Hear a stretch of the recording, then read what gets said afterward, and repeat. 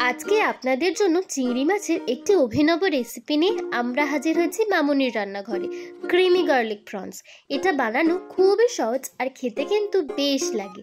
চিংড়ি প্রেমীদের তো ভালো লাগবেই লাগবে, আর যারা চিংড়ি মাছ খেতে অতটাও পছন্দ করেন না আশা করি তাদেরও ভালো লাগবে। নমস্কার, আমি সুমি আর আপনারা দেখছেন মামুনির রান্নাঘর।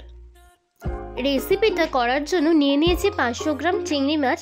এটা আছে বাগদা, আর এর মাথাটাকে ভালো করে কেটে ধুয়ে পরিষ্কার করে নিয়েছি, কিন্তু ল্যাজগুলো রেখে দিয়েছিলাম।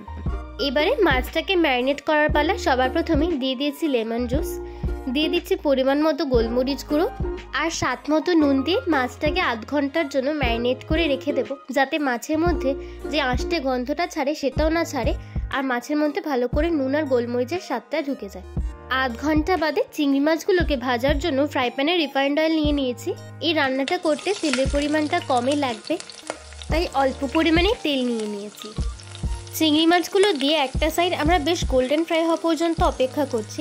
গোল্ডেন ফ্রাই হয়ে গেলে আর একটা সাইড উল্টে আর একটা সাইড আমরা এই একইভাবে গোল্ডেন ফ্রাই করে নেব।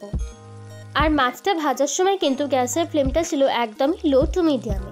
দুটো সাইডে হালকা গোল্ডেন ফ্রাই হয়ে গেছে, ঠিক এইভাবে। এবারে আমরা এগুলোকে নামিয়ে নেব একটা আলাদা পাত্রে।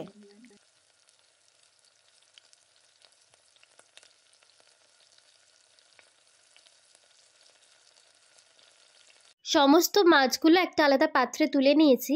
এবারে আমরা দিয়ে দেবো এই একই ফ্রাই প্যানে পরিমাণ মতো মাখন। মাখনটা সম্পূর্ণ পরিমাণে গলে গেলে দিয়ে দিচ্ছি রসুন। এখানে 10-12 কোয়া রসুন আমরা বেশ ফাইনলি চপ করে নিয়েছিলাম।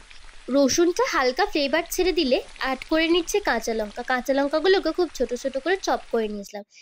রসুন আর কাঁচা লঙ্কার র ফ্লেভারটা ছেড়ে দিলে দিয়ে দিয়েছি বড় চামচের 1 চামচ পরিমাণে ময়দা।